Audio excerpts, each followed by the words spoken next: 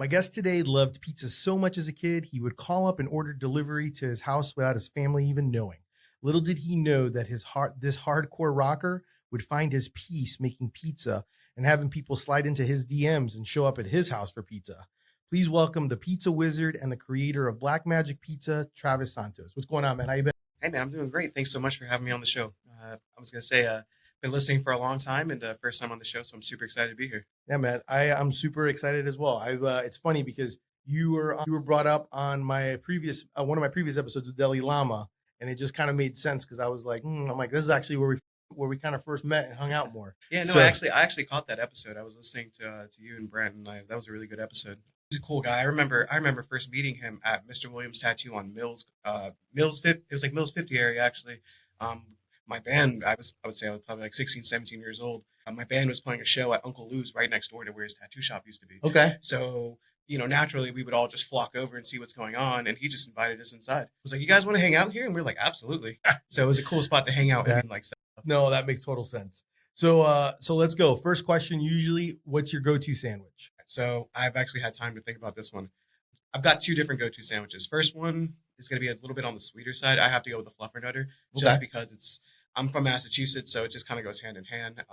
Peanut butter and fluff is just one of my favorite things. And then if we're going on the savory side, I have to go Beefy King beef and cheese. Oh, okay. I like it. 100%. There's some good classics there. And I figured the fluffernutter would be brought up because your mom is a huge fluffernutter fan, so I Oh, totally yeah. get that. That's definitely where I get Yep, it from. for sure. I remember countless mornings just eating that for breakfast. Awesome, man. So let's talk a little bit about pizza. Why pizza? So for me, I mean, the pizza's just honestly fun. I fell in love with cooking at a very young age. I would say probably like 4 or 5 years old. I spent a lot of time in the kitchen with my grandmother. She was mainly doing all of the cooking, and I used to watch a lot of cooking shows, a lot of Food Network. Emeril Lagasse is one of my favorite chefs. So I watched a lot of Emeril live growing up as well.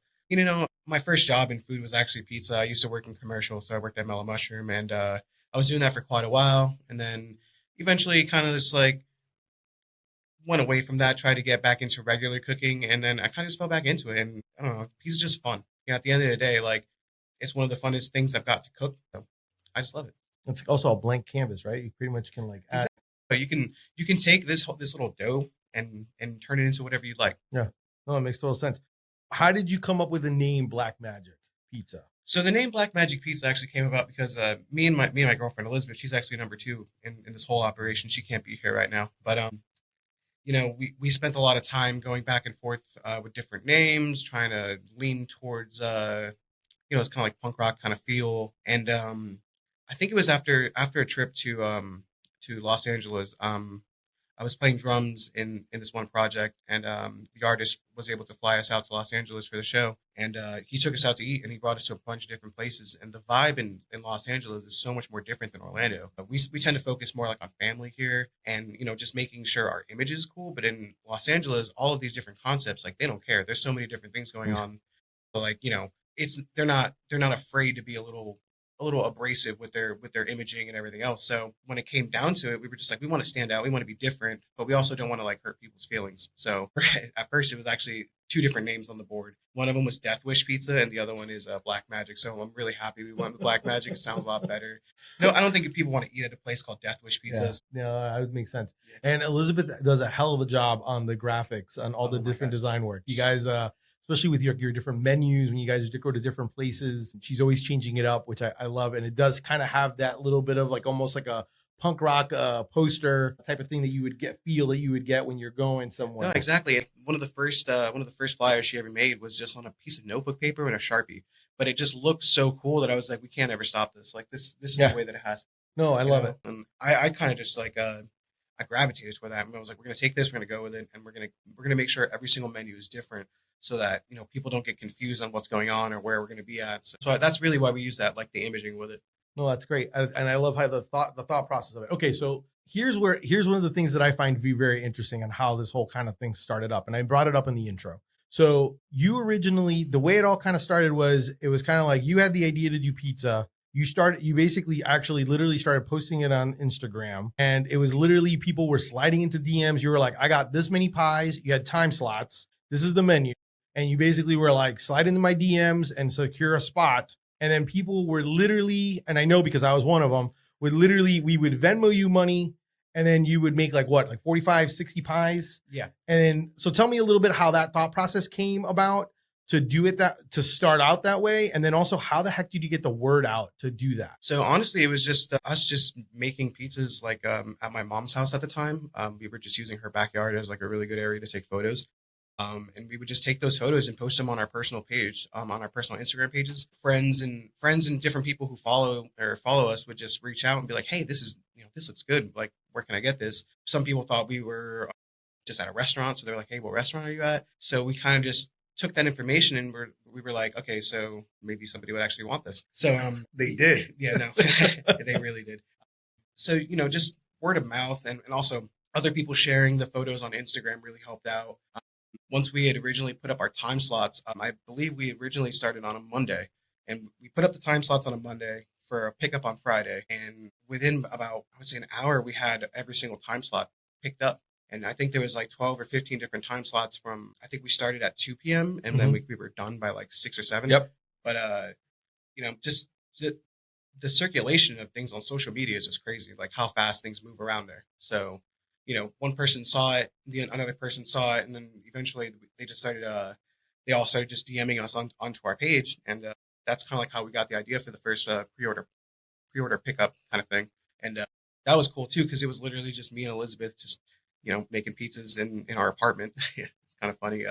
We would cook them in the back area, like in our back patio, because our ovens are propane. Inside our small kitchen was actually an entire expo table, so we had boxes everywhere, cutters, different toppings like fresh basil, and then the master list with all of the different orders. So like, she would just hand me a ticket and I would start on the next order. And then she would basically take, as soon as I was done with those pizzas, I'd bring them to her. She would take them, dress them up in their boxes. And then we had it timed out to where, it would be like within 5 minutes and that person would actually be there in our front parking lot.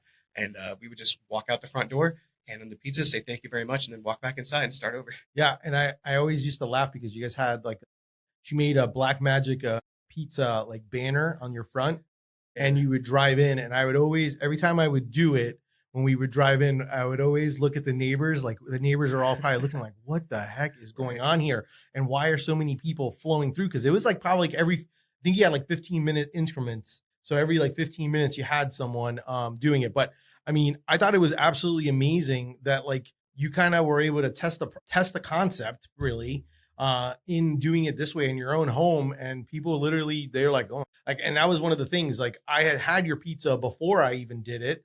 So when I had it, I already knew it was good. So I didn't care where you were or how, but I was going to get it because I had brought some of the pizza home, and my wife and daughter ate it, and they're like, Black Magic, where are they at? Let's slide into the DMs and let's go. And so like literally that's how it is. And like whenever we have an opportunity, that's pretty much what we do. We end up like, we're going to get Black Magic pizza. I'm not going to lie. My wife and daughter are a little upset that we're recording and they're like, are you going to get pizza? And I was like, no, we're no pizza. I'm like, trust me, we'll get pizza some other time. We're taking the week off. No, I won't. Don't worry about that. I'll get my pizza. So then based on that, how did that go from there to then? I know, ironically, I was at your very first ever pop-up at Barley and Vine when we, I think it was like October of 2019, made in Orlando was an Instagram account. She kind of spearheaded the whole thing. She invited me, she invited you. There was a few other, like a bakery. There's like a few other little people there. It was a great little event, but it was also your first event. Like, tell me a little bit about like how that kind of went, because you obviously then weren't cooking with like your, on your grill or whatever. Yeah. You had to like take the next steps. Tell me a little bit about like how you prepared yourself to get to that next step of being able to do your first pop-up. So that event actually, our first pop-up, that was probably one of the worst pop-ups that we had ever done. Anything that could have went wrong did go wrong during that time. So it was kind of funny. The first thing that happened was I made a mistake when I was making my dough. I was really young in the process when I was doing all this, and like I wasn't paying attention, and I was off by 1 decimal, and it screwed up my recipe because I ended up putting about 5 or 10 times as much yeast as I normally would into my batch. That immediately screwed up, and then we noticed probably at like 3, 4 in the morning that things were terrible. So I had to take everything, throw it all away, start over, and it was just a big hassle. So the dough at that event was bad. The weather, like it was October, but it was still really hot outside. We didn't have a tent. All we had was one table one little metal table for me to work on, and then one plastic table for Elizabeth to kind of like sell the pizzas and expo everything. And we didn't even have a tent. We were just out there, just underneath a tree. But I think that's this is the thing that I think that is great though, because you took it, one, as a learning experience. Mhm. Two, you realize like you don't like when you first start, like I mean, I tell people all the time, like you can have champagne taste, but you can be on a total beer budget, and it could be a Natty Light PBR beer budget, 100%. right? Yeah. And it's okay. It's going to still be good. You could still have a great event, and it's all about learning and what you take from those. Because I mean, I'm assuming from this now to where you're at now, you're in a totally different environment because you've been doing it for a while, Yeah. and it probably got easier as you progress. Yeah, no, I would definitely say that.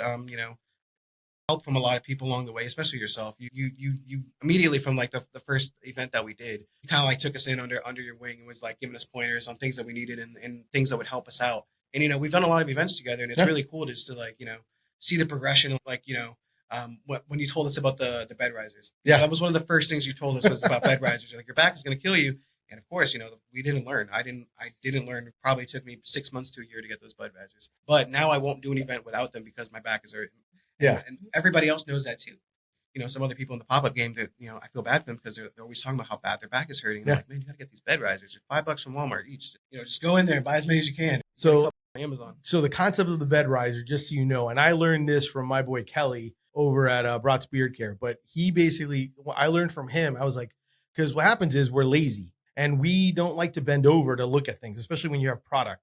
And in his world, when you're constantly on a table, what you do is you grab bed risers and you put them on the bottom of your table. And then now your table now has risen up to like almost like a standing table. Yeah. So therefore you're not exerting as much. So it's not as painful. Exactly. So, and like I said, other people in the pop-up game have noticed it. And I've seen, other people take that little tip and use it as well. Because it's just something you don't think about, Yeah. And there's a lot of factors that you don't think about. Like for us, like, it took us forever to get lights. We didn't think that we would be out there in the dark doing this. And then, what we learned when daylight savings comes around, we start all our events at 6 o'clock. 6 o'clock's already pitch black. So now it's like, oh shit, what do we do? Yeah, no. And that's what it is, man. It's a learning game. And I tell people, like, whenever you do an event, you either learn from it, what works, what doesn't work, what can you see from other people when you're walking around and learn from other people. There's definitely a community that wants to be able to help and share. I know that there was a food truck that I always thought was very interesting. She had a log on every event that she did, where she did it and when it was. So like when she did it, where it was, what the temperature was. And she basically did it to kind of get an idea. So that way, because she felt like history would repeat itself through the years, and then also be able to factor those things in. Like, hey, I did this event and it wasn't that good. I didn't do that well in this event. Yeah. Or I did that. So that's how she did it, which I thought was very interesting. I'm not that finite. Yeah. But, you tend to remember what works and what doesn't work and what can you do to improve on. So I definitely think that that's a good thing. I wanted to talk to you about your pizza. So your pizza is not, I would say is not, and and I'll let you describe it, but your pizza is not Neapolitan and it's not. So explain people what makes your pizza different. All right. So I use the term New-Neapolitan. Yep. And that term can really go a lot of ways. So we use New York style ingredients. So we use a New York style flour that you would typically use in a New York style pizza. We use the same kind of cheeses that you would find in New York style pizza. And we cook our pizza in a Neapolitan oven. So I always tell people that it's New York inspired, Neapolitan fired, to kind of, just inform people of what style it is. But it's just something that we've really just messed around with the recipe a lot to kind of get like this perfect blend of something that's like crispy and soft. And we have to, keep this recipe a little tuned. We have to tune it a certain way because of the ovens that we're using. Once we go into a brick and mortar shop, a lot of things are going to change. We want to make the size of the pizza actually bigger. So we'll actually take, currently our pizzas are maxed out at about 11 inches. They're like pushing the box. So we'll go from the 11-inch pizza to the 16 to 18-inch pizza so that it's more like the New York size. But yeah, no, and one of the coolest things about this whole thing is like we're able to take any ingredients that we find, that are seasonal or anything, and we just use it to our advantage, and we like to create new things.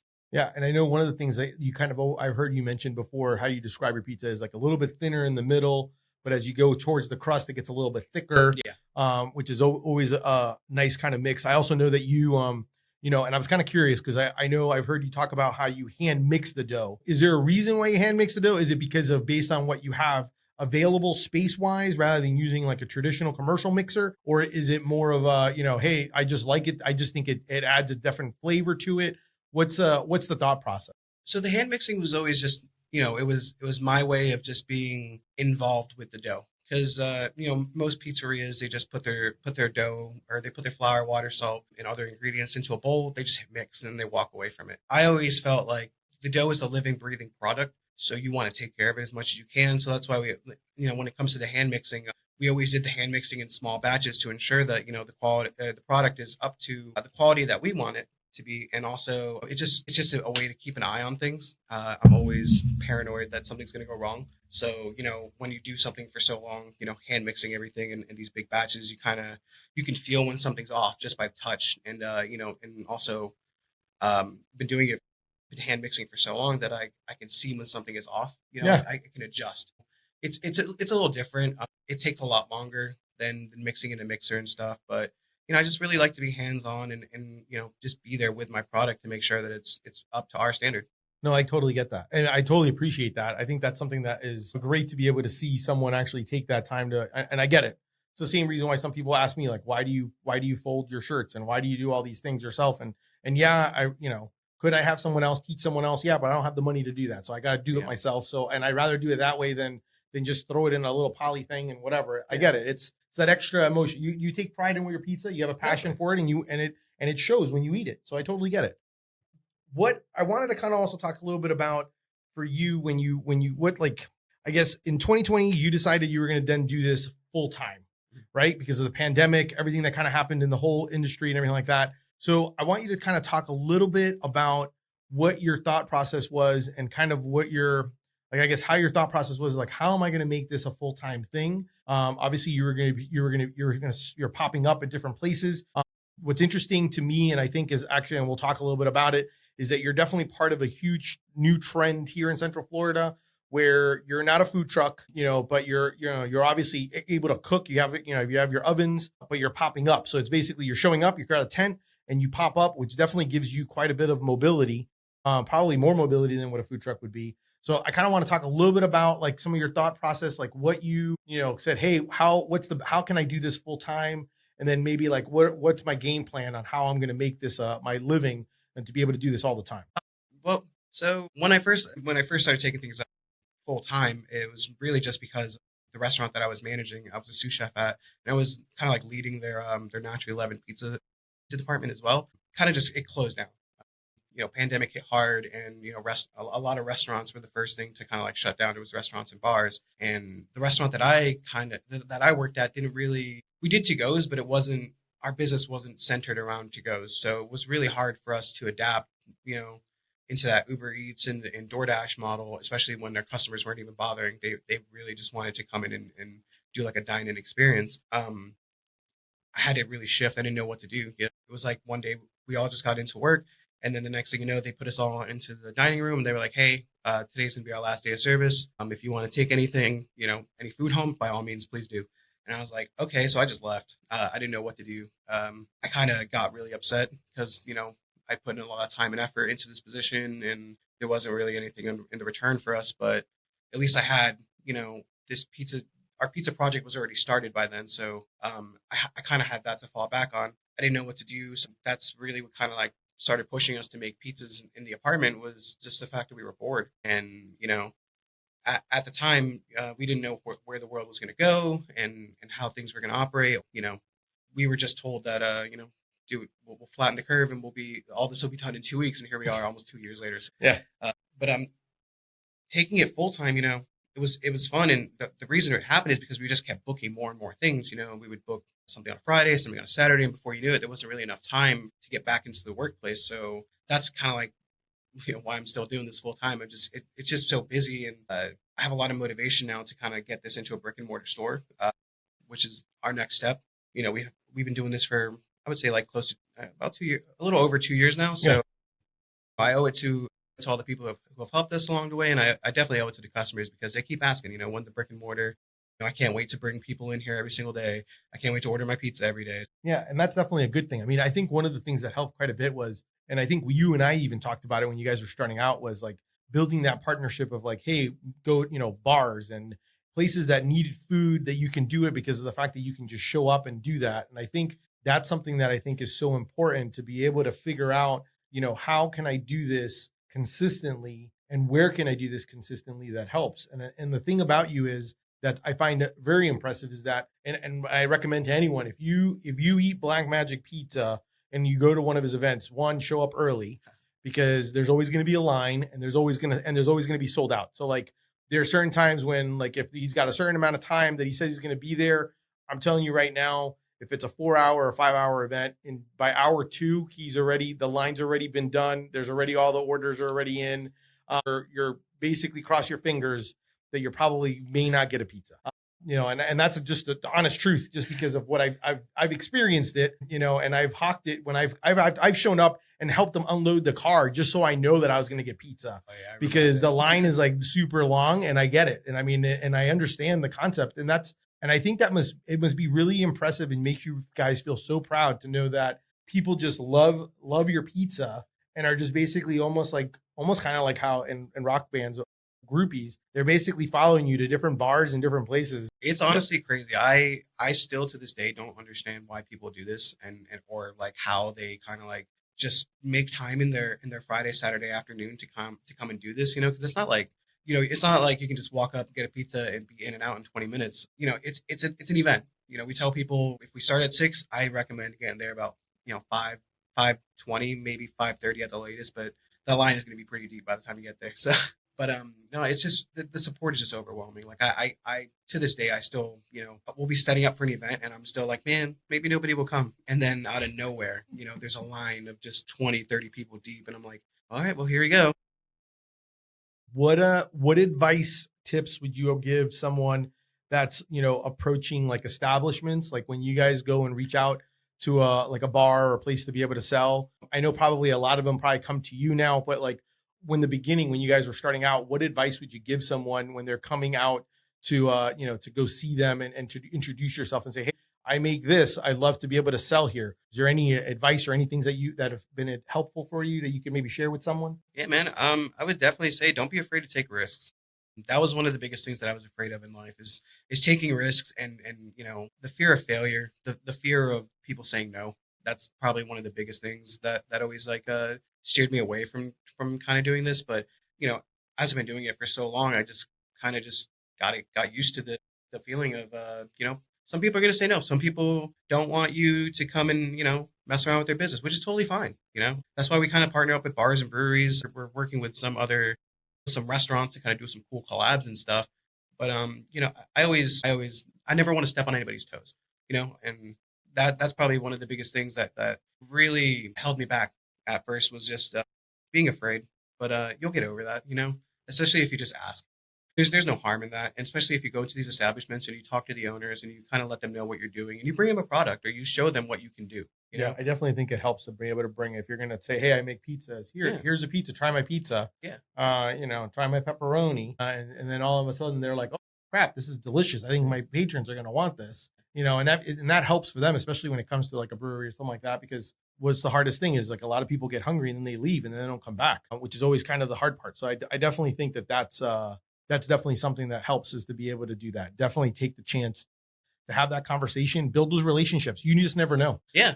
And also like, don't be afraid to ask for help. Like, that's another thing that kind of like held me back at first was like, I was always afraid of asking for help. I always thought it was like a sign of weakness, but you don't know until you ask. And that's just how it is. Like there's so many people that I just ask random questions to, like, hey, like, how much are you paying for this? Or like, where do you get this product at? Yeah, and those are things that like I always felt where you don't ask those kind of questions, kind of thing, because that's somebody's business. But we're all in this together, and everybody's in this business to kind of help each other, and that's what's really cool about this whole this small little pop up scene is that we are a small little scene here in Orlando, but we have a lot of love for each other. Yeah. No, and obviously, yeah, you're always going to find someone that's not going to want to share things with you, but whatever. You don't need those people. You just go to someone else. Someone else will help you out. So it's talking about shooting your shot. One of the things that I saw recently come up, and it was like probably during around Christmas time, I saw that you were on, it was Dave Portnoy's of Barstool, where he does his Barstool pizza review, like his one bite type thing that he does. I know who he is, and I followed it, and I was like very shocked when I saw you guys on it. So tell me a little bit about how that happened, and how you kind of slid into DMs probably, and made that happen for you. So yeah, Dave Portnoy, the Barstool president, does the Barstool pizza reviews, got the Barstool sports betting and all the other outlets and stuff. Huge in the pizza community for his own reasons, which is kind of funny. He's not really he doesn't have a pizza background, but he's just a guy who likes to eat pizza. So, he can give his review on it. That whole thing was just crazy because, I saw he was in town. I saw he had done a review at another spot here in Orlando. So I immediately jumped the gun because at the time when I first saw that he was in Orlando, I had a van filled with all of my pizza stuff. I had dough, I had sauce, I had cheese, I had all my tables, all my ovens ready to go. So I basically hit him up the day before Christmas Eve. And when I saw that he was first in town, I was like, hey, I sent him a little DM on Instagram and sent him a couple pictures of the setup. And I said, we're Black Magic Pizza. We're a little bit different than your average pizzeria, considering that we're a pop-up. We partner with different bars and breweries, and we kind of bring the pizza experience to you. So, I shot I shot him a DM, I would say 7:30, maybe 8 p.m. And, I get home, I start to unwind. It's maybe midnight. And then that's when I actually see that he replied on Instagram. And I hadn't told my girlfriend Elizabeth about this at the time. I just started shaking. I was like, I didn't know what to do. So my hands started shaking, my legs started shaking. She's like, are you okay? And I just handed her my phone. I was like, I don't know what to say. And then she's like, what is wrong with you? She was like, you were going to be mad if he never replied to you. And I was like, I don't know about that, but we have this opportunity. So he basically said, I don't know what your availability is, but the following day, that being Christmas Eve, he's like, I got this window from like 5 to 6 p.m. So I basically shot back and I was like, whenever you want us there, just shoot me a time and address. I'll be there. And then the next day, Christmas Eve, he gave us an address. So we go out there. It was in Windermere. It was in this crazy like townhome development, and he just gives us an address. I go up to the door. I knock on the door, and I'm like, is Dave Portnoy here? Super funny. I felt like a crazy person just knocking on some random people's door. They were actually Dave's girlfriend's family. They were aware that he was in town, like he was staying with them. And he also had told them that we were going to be doing the pizza review. So they had a family member kind of come outside and just show us like where to set up and stuff. They had this little like a plot of land that was just kind of like in this little dead end area, but it was perfect for the review. So we set up the tent, we set up the table, the ovens, and then just basically waited for him to get there. He was out like at Disney or something with his girlfriend, just hanging out for the holidays. And once they came by, super genuine guy, so down to earth, like gave me a big like handshake and hug as soon as we first met. And then, thanked us for being out there, thanked us for coming out on Christmas Eve and doing the review with him, which is completely surreal because like I thought I was going to be thanking him. I was like, thanks for the opportunity, thanks for what you do for the community, and thanks for how you help all these businesses with your Barstool Pizza Fund as well. So he kind of flipped the script, thanked us for coming out there, and we did the review, and then he wished us good luck, gave us another handshake and hug, and then we went on our way. But then after that, like I immediately went from the review, and then we went to my family's house and we did Christmas Eve dinner. Okay. So it was like it was crazy. Because the day before that, like we had a private caterings. It was a little bit of a busy holiday season for us, but like everything just kept coming right after another. Yeah. And one of the things that I think is I think it's a great opportunity. I think that one of those things where I kind of, and I know I've seen some pizza folks get upset about like the review, and he's may have certain thought process on what he thinks of certain pizzas, like Neapolitan pizzas automatically get like a certain rate. And it is what it is. I thought about it when I heard it because I wasn't a fan. Let's just put it this way. I wasn't a fan of the review, but at the same time, I'm like, well, if I were to do a sandwich review, I'd have to come up with some baseline type thing. So I get it. Yeah. So I get it. But at the same time, I also look at it as any review, especially when it's someone like that, that's well known, is more popularity and more eyes on you, which is like what you want, and you want that opportunity. And I'll be one to tell you right off the bat, never, ever miss out on the opportunity to DM someone and reach out to them about your product or something. As long as you're a fan and you're genuine and you're not just pawning off what it is, it does work very well. I've done it. I have a lot of celebrity chefs and people from Food Network that have worn and rock some deli fresh threads. And I definitely, a lot of it is because I've built a relationship with them. And I basically, in my world, most of it was because I built relationship, communicating, not being the one to go out to them. In your case, it made sense. They were here. You needed to jump on that opportunity. In a lot of my cases, I just build a relationship, follow, interact, build that relationship, and then you shoot your shot when they finally start replying back to you. You kind of be like, hey, this is who I am. What do you think? Would you want some? You like sandwiches? I got sandwich shirts, and you kind of work it that way. So I totally, but I was super happy and super excited for you on that. I'm also super excited because I've seen that you guys have actually done catering, not even in Florida. You've actually gone and traveled to do catering, which I think says a lot when people are actually asking you to go travel a distance to actually provide food for them. Yeah, no, that's actually really cool. Like, that was something that was brought to us, I would say in November. We had the opportunity to go out there to Asheville, North Carolina, and cater a wedding for a couple friends. So they had a lot of family basically all over the U.S. and they basically all agreed on Asheville as like a meeting point. So we had people from Florida drive up. Basically, there was people who came from New York who flew in. There was people who came from like Denver, California. So it was just really cool to see like all these people come together, and like they also had it on this. I guess you would say it was like this. It was like a 3 or 4 separate properties on this big like reserve out there in the mountains. But they had four, like I said, 3 or 4 separate log cabins. So they actually got to invite all their guests to this like property, and then they actually got to all stay there for the weekend. So it was really nice. cool. Like I think everybody got there on Thursday, and then they were all out of there by like Monday. But like it was basically the whole wedding got to stay together like on this like compound area. So that was cool. And then it was really cool just to see like because a lot of the people that we knew in the wedding were from Florida and some other people from out of state. So it's really cool just to be involved with that as well. Like being able to cook for our friends and being able to reconnect with some of the friends that we haven't seen in quite a while as well. Not to mention different people getting to try your pizza from all around the country. 100%. That's also another thing. Like just being out there for a wedding.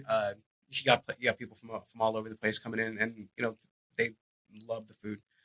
We were out there. I'd say we started a dinner service maybe at like 7 p.m. and like we were done by 9, but we went through close to 100 pizzas and that was with 60 guests. Wow. So that's pretty good. Yeah, no, everybody was definitely fed. And I remember we made a lot of pizzas basically in boxes for to go, and people just kept taking them, left them. No, that's awesome, man. That's awesome. What advice would you give someone that wants to start something? Go for it. Don't be afraid. Just do it. I mean, what's the worst that can happen? Especially if you're young, like that's one thing that me and Elizabeth have always held on to is like, we're young, we have experience, we can always go back to our day jobs. But don't be afraid of taking that step, and don't be afraid of asking for help. That was one thing that we didn't do at first. We didn't ask for help, or we always saw we saw it as like a sign of weakness. But you don't know until you ask, and there's a lot of things that you don't know. So don't be afraid to ask for help for people. Don't be afraid to to reach out, especially like to the people you look up to. That was something that I've been doing recently, and it kind of worked out. Like with the Dave Portnoy interview, don't be afraid to push your product on the people that you look up to. Yeah.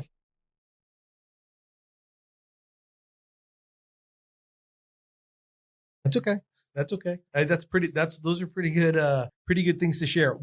So I've been asked this question before, and I kind of like it. I was asked someone asked me, he's like, how much do you think luck plays into success? I think it's like a 50-50 thing. You kind of have to put in that work in the beginning in order to get lucky. Because opportunity, when it comes knocking on your door, you have to go with it. There's a lot of things that I didn't want to do, but we've done it, and it's opened up the door for other things to come, and it's made things a lot better along the way. When you say there were other things you wanted to do that you didn't want to do, was it because it would be difficult, or because you don't have to give me details, but I'm just kind of curious. Is it like, because like I know in my world sometimes I've stunted my own growth because I've been kind of like, oh, I don't want to do that because I don't know, I just didn't want to do these certain things. But then as time went on, you kind of evolved and you're like, well, you know what? I'm okay doing this, or this is a good time to do this. So was it something like that where it was like kind of like in time you've kind of changed your perspective from where you were originally, or is that usually kind of how it goes? Yeah, I used to just look at things from the outside and be like, that's too hard, that's too difficult, that task is too daunting. But after doing things on our own for so long, I kind of look at things. I look at things as a challenge now, and I get excited. Like for the whole Asheville trip, that was something that we had maybe 6 months to kind of prepare for, and we did all of the. I kind of dropped the ball on that one.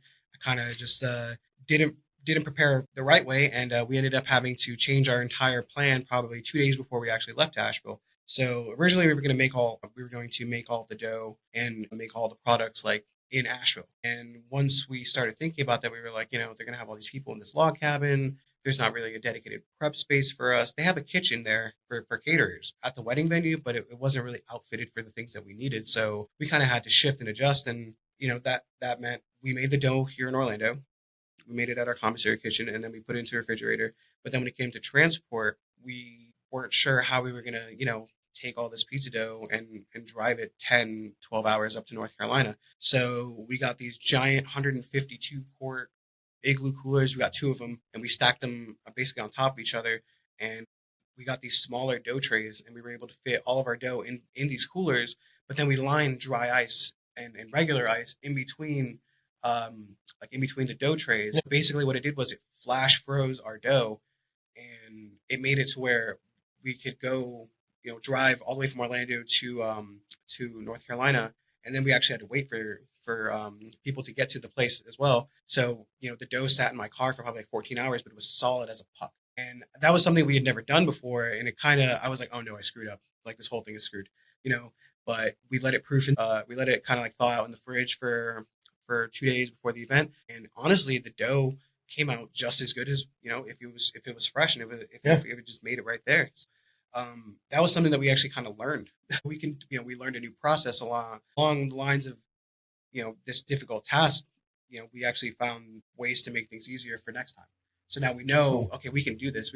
I could take this dough and I could drive 24 hours someplace with this dough at frozen and then put it into the refrigerator as soon as we get there. Or heck, I mean, even the fact that you can actually, not that you would want to, but when you get to the point and you do have a brick and mortar, you're going to need to figure out new ways to make pizza and have all that stuff ready to go and all that dough to go. I know that when I talked to Steve from Gideon's, I mean, granted it's cookie dough, but they freeze their dough and that's part of their process, and they're okay. And that's part of their process. So it's kind of interesting kind of how you get to learn type of things like that.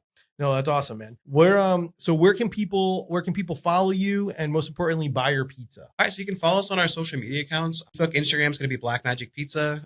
And then you can also reach out to us and kind of follow us on our website as well, which is just blackmagicpizza.com. We've got a ton of events coming up for 2022, and we've got some cool collabs that are like under wraps, and we're working with some other like local restaurants to kind of do some things in their locations as well. So definitely worth a follow then. Yeah, for sure. Right. I was going to say keep an eye out. We got some cool stuff going on this year, and we're also still looking for a brick and mortar space. So that's our main goal is to find a home for us so we can be able to serve every single day. Have you, out of curiosity, in your conversations when you're saying like talking to people and learning from folks, have you talked to restaurant people who own restaurants? Because obviously that is a huge, it's almost like I've heard different things from different people, like when it goes from people who have food trucks and going from food trucks to restaurant. And then I've also heard, just the transition of going from kind of being a constant location that's always open all the time. Have you talked to anyone about those transitions? So yeah, we've reached out to a couple different restaurant owners to kind of pick their brain and get some insight, and that's helped out a lot. Yeah. It's taught us that we need to be patient. Timing is everything, that's for sure, and that the opportunities will come because if one business doesn't really succeed, then it kind of gives you an opportunity to pick up where they left off in some cases. So that's kind of like what we're waiting for. We're just waiting for the right space to open up, but we reached out. So I'm going to bring up a topic that I saw that I heard from somewhere when I was like listening to some stuff.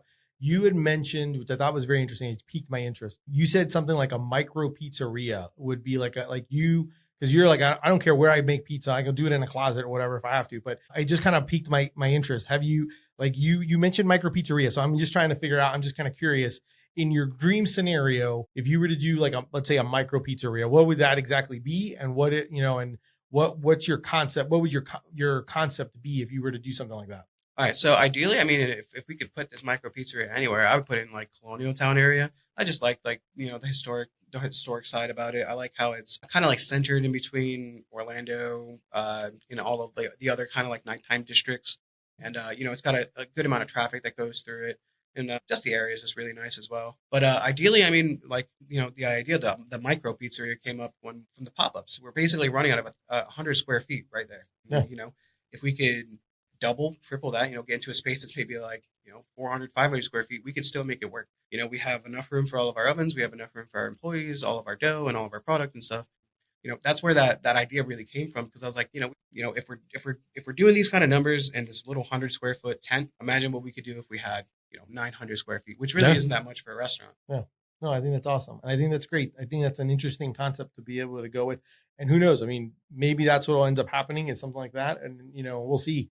I'm looking forward to it. I know obviously I will be there for any pre-openings and grand openings, to be eating your pizza for sure. So Thank you, man. for sure, man, for sure. Well, that's our show for today. Thank you so much to Traviss Santos from Black Magic Pizza for having lunch with me today. If you're in Central Florida, definitely make sure to check out Black Magic Pizza. Definitely go in. And like I told you, get there early. If not, you're just going to be smelling everyone else's pizza and you're going to be upset. And maybe buy an extra one, because I do that sometimes. We have 3 in our family. I'll buy 3. I buy 4 pies. And then so that way we each get our own pie, and then we have another pie that we can go and enjoy. So definitely do that. If you enjoyed the show, definitely make sure to subscribe. Join we now have a Facebook group. So join that, Lunch with Biggie podcast. Definitely enjoy that. If you want to support me, check out my brand, Deli Fresh Threads. We're doing a 9 years now. So definitely Congratulations on that, by the way. Thanks, man. I really appreciate that. That's huge. Thanks. Yeah, it is huge. And I try to remember and try to celebrate the accomplishments. Sometimes you tend to forget it, but 9 years is going to be big. I have a lot of things planned. So definitely, if you're not, follow me, do some shopping. I definitely appreciate it. Share with your friends. But thank you so much. Keep eating sandwiches. And most of all, follow your passion. Thanks, guys.